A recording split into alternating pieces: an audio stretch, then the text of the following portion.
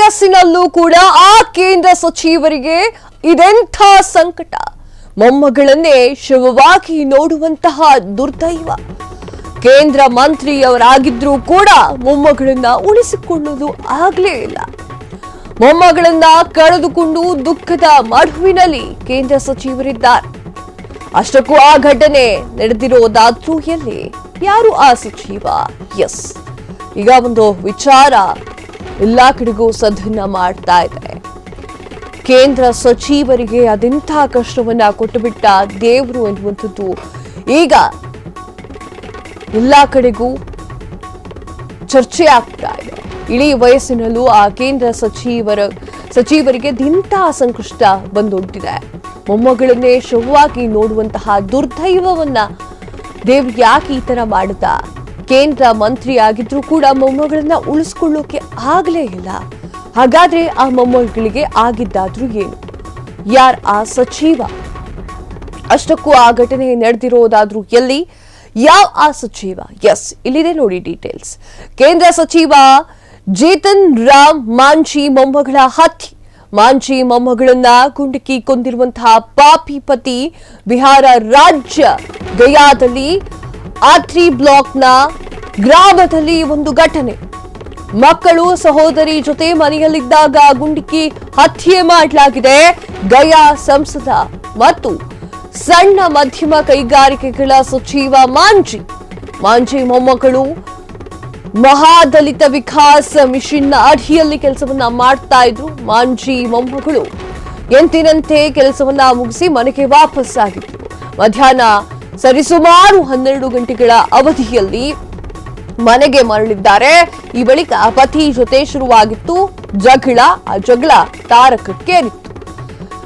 ಕಚ್ಚಾ ಪಿಸ್ತೂಲ್ ಅನ್ನೇ ತೆಗೆದು ಮಾಂಝಿ ಮೊಮ್ಮಗಳ ಮೇಲೆ ಫೈರ್ ಮಾಡಿದ್ದಾರೆ.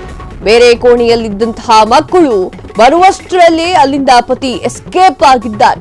ರಕ್ತದ ಮಡುವಿನಲ್ಲಿ ಬಿದ್ದು ಒದ್ದಾಡ್ತಿರುವಂತಹ ಅಮ್ಮನನ್ನ ಕಂಡಿರುವಂತಹ ಮಕ್ಕಳು ಕಿರ್ಚಾಡ್ತಾ ಇದ್ದಾರೆ. ಆರೋಪಿಯ ಪತ್ತೆಗೆ ವಿಶೇಷ ತಂಡವನ್ನ ರಚಿಸಿದಂತಹ ಗಯಾ ವರಿಷ್ಠಾಧಿಕಾರಿ. ಎಸ್, ಈ ಘಟನೆಯನ್ನ ನೋಡಿದ್ರೆ ಇಂಥವರಿಗೂ ಕೂಡ ಒಂದು ಕ್ಷಣಕ್ಕೆ ಬೇಜಾರಾಗುತ್ತೆ. ಒಂದು ಕ್ಷಣ ಅಯ್ಯೋ ಪಾಪ ಅಂತ ಹೇಳ್ತಾರೆ. ಯಾಕಂದ್ರೆ ಕೇಂದ್ರ ಸಚಿವ ಜಿತನ್ ರಾಮ್ ಮಾಂಝಿ ಅವರ ಮೊಮ್ಮಗಳ ಹತ್ಯೆಯಾಗಿದೆ. ಮಾಂಝಿ ಮೊಮ್ಮಗಳನ್ನ ಗುಂಡಿಕ್ಕಿ ಕೊಂದಿದ್ದಾನೆ ಅವಳ ಪತಿ. ಬಿಹಾರ ರಾಜ್ಯ ಗಯಾದಲ್ಲಿ ಅತ್ರಿ ಬ್ಲಾಕ್ನ ಗ್ರಾಮದಲ್ಲಿ ಉಳ್ಕೊಂಡಿರುವಂತಹ ದಂಪತಿಗಳು ಮಕ್ಕಳು ಸಹೋದರಿಯ ಜೊತೆಗೆ ಮನೆಯಲ್ಲಿದ್ದಾಗ ಗುಂಡಿಕ್ಕಿ ಹತ್ಯೆಯನ್ನ ಕೂಡ ಮಾಡಲಾಗಿದೆ. ಗಯಾ ಸಂಸದ ಮತ್ತು ಸಣ್ಣ ಮಧ್ಯಮ ಕೈಗಾರಿಕೆಗಳ ಸಚಿವರಾಗಿರುವಂತಹ ಮಾಂಝಿ ಮೊಮ್ಮಗಳನ್ನ ಮಹಾದಲಿತ ವಿಕಾಸ್ ಮಿಷನ್ ಅಡಿಯಲ್ಲಿ ಕೆಲಸವನ್ನ ಮಾಡ್ತಾ ಇರ್ತಾರೆ. ಮಾಂಝಿ ಮೊಮ್ಮಗಳು ಎಂದಿನಂತೆ ಕೆಲಸವನ್ನ ಮುಗಿಸಿ ಮನೆಗೆ ವಾಪಸ್ ಆಗ್ತಾರೆ. ಮಧ್ಯಾಹ್ನ ಸರಿಸುಮಾರು 12 ಗಂಟೆಯ ವೇಳೆಯಲ್ಲಿ ಮನೆಗೆ ಮರಳಿದ್ದಾರೆ. ಆ ಬಳಿಕ ಪತಿ ಜೊತೆಗೆ ಜಗಳ ಶುರುವಾಗಿದೆ. ಆ ಜಗಳ ತಾರಕಕ್ಕೇರಿದೆ. ಕಚ್ಚಾ ಪಿಸ್ತೂಲ್ ಅನ್ನೇ ತೆಗೆದುಕೊಂಡು ಮಾಂಝಿ ಮೊಮ್ಮಗಳ ಮೇಲೆ ಫೈರ್ ಕೂಡ ಮಾಡಲಾಗಿದೆ. ಬೇರೆ ರೂಮ್ನಲ್ಲಿದ್ದಂತಹ ಮಕ್ಕಳಿಗೆ ಆ ಒಂದು ಫೈರಿನ ಶಬ್ದ ಕೇಳುತ್ತಲ್ಲ, ಅವರು ಬರೋವಷ್ಟರಲ್ಲಿ ಪತಿ ಎಸ್ಕೇಪ್ ಆಗಿದ್ದ. ರಕ್ತದ ಮಡುವಿನಲ್ಲಿ ಬಿದ್ದು ಒದ್ದಾಡ್ತಿದ್ದಂತಹ ಅಮ್ಮನನ್ನ ಕಂಡು ಮಕ್ಕಳು ಬೆಚ್ಚಿ ಬೀಳ್ತಾರೆ. ಆರೋಪಿಯನ್ನ ಹುಡುಕ್ಲಿಕ್ಕೆ ವಿಶೇಷ ತಂಡವನ್ನ ಕೂಡ ರಚನೆ ಮಾಡಲಾಗಿದೆ. ಎಸ್, ಹೌದು, ಕೇಂದ್ರ ಸಚಿವ ಜಿತನ್ ರಾಮ್ ಮಾಂಝಿ ಅವರ ಮೊಮ್ಮಗಳನ್ನ ಗುಂಡಿಕ್ಕಿ ಹತ್ಯೆ ಮಾಡಲಾಗಿದೆ. ಬಿಹಾರದ ಗಯಾದಲ್ಲಿ ನಿನ್ನೆ ಒಂದು ಘಟನೆ ನಡೆದಿದೆ ಅಂತ ಹೇಳಿ ಪೊಲೀಸರು ಮಾಹಿತಿಯನ್ನ ನೀಡಿದ್ದಾರೆ. ಸುಷ್ಮಾ ದೇವಿ ಹತ್ಯೆಯಾಗಿದ್ದಾರೆ. ಗಯಾದ ಆರ್ತಿ ಬ್ಲಾಕ್ನಲ್ಲಿ ಗ್ರಾಮದಲ್ಲಿ ಈ ಒಂದು ಘಟನೆ ನಡೆದಿದೆ. ಗಂಡನೇ ಆಕೆಯನ್ನ ಗುಂಡಿಕ್ಕಿ ಕೊಲೆ ಮಾಡಿದ್ದಾನೆ ಅಂತ ಹೇಳಿ ವರದಿಯಾಗಿದೆ. ಸುಷ್ಮಾ ದೇವಿ ತನ್ನ ಮಕ್ಕಳು ಹಾಗೂ ಸಹೋದರಿ ಜೊತೆ ಮನೆಯಲ್ಲಿದ್ದಾಗ ಈ ಒಂದು ಘಟನೆಯಾಗಿದೆ. ಘಟನೆಗೆ ಸಂಬಂಧಪಟ್ಟಂತೆ ಸಚಿವ ಜಿತನ್ ರಾಮ್ ಮಾಂಝಿ ಅವರು ಇನ್ನೂ ಕೂಡ ಪ್ರತಿಕ್ರಿಯೆಯನ್ನ ನೀಡಿಲ್ಲ.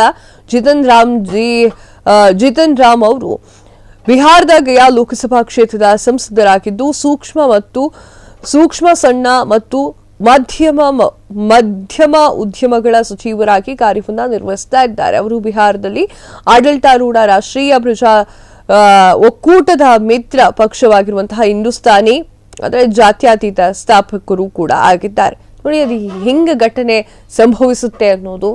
ಆಕೆ ಆರಾಮಾಗಿ ಮನೇಲಿ ಇರ್ತಾಳೆ, ಮನೆಗೆ ಬರ್ತಾಳೆ, 12 ಗಂಟೆ ಆಗಿರುತ್ತೆ. ಗಂಡನ ಜೊತೆ ಕ್ಷುಲ್ಲಕ ಕಾರಣಕ್ಕಾಗಿ ಅದೇನೋ ಗಲಾಟೆ ಆಗುತ್ತೆ. ಗಂಡನಿಗೆ ಸಹನೆ ಕಮ್ಮಿ, ಒಂದು ಜೀವವನ್ನೇ ತೆಗೆದುಬಿಟ್ಟಿದ್ದಾನೆ ಪಾಪಿ. ಸುಷ್ಮಾ ಸಹೋದರಿ ಕೂಡ ಹೇಳುವ ಪ್ರಕಾರ ಸುಷ್ಮಾ ಅವರ ಪತಿ ರಮೇಶ್ ಮಧ್ಯಾಹ್ನ 12 ಗಂಟೆಗೆ ಸರಿಸುಮಾರಿಗೆ ಕೆಲಸವನ್ನ ಮುಗಿಸಿ ಮನೆಗೆ ಹಿಂತಿರುಗುವ ನಂತರ ಅವರಿಬ್ಬರ ನಡುವೆ ಜಗಳ ಆಗಿದೆ ಅಂತ ಹೇಳಿ ಸುಷ್ಮಾ ಸಹೋದರಿ ಹೇಳ್ತಾಳೆ. ಜಗಳದ ಸಮಯದಲ್ಲಿ ರಮೇಶ್ ದೇಸೀಯ ಪಿಸ್ತೂಲ್ ಅಂದ್ರೆ ಕಚ್ಚಾ ಪಿಸ್ತೂಲ್ ಅನ್ನ ತೆಗೆದುಕೊಂಡು ಪುರ ಮೇಲೆ ಗುಂಡನ್ನ ಹಾರಿಸಿ ಸ್ಥಳದಲ್ಲಿ ಪರಾರಿಯಾಗಿದ್ದಾನೆ ಅಂತ ಹೇಳಿ ಆರೋಪ ಕೂಡ ಮಾಡಲಾಗ್ತಾ ಇದೆ. ಘಟನೆ ನಡೆಯುವ ವೇಳೆ ಪೂನಂ ಹಾಗೂ ಸುಷ್ಮಾಳ ಮಕ್ಕಳು ಮನೆಯ ಇನ್ನೊಂದು ಕೋಣೆಯಲ್ಲಿದ್ರಂತೆ. ಗುಂಡಿನ ಸದ್ದು ಕೇಳಿ ಬಂದಂತೆ ಓಡ್ ಬಂದಿದ್ದಾರೆ ಮಕ್ಕಳು, ಆದರೆ ಜೀವವನ್ನ ಉಳಿಸಿಕೊಳ್ಳೋಕೆ ಆಗ್ಲಿಲ್ಲ. ರಕ್ತದ ಮಡುವಿನಲ್ಲಿ ಬಿದ್ದಿರುವಂತಹ ಅಮ್ಮನನ್ನ ನೋಡಿ ಗುಳೋ ಅಂತ ಅಳ್ತಾರೆ.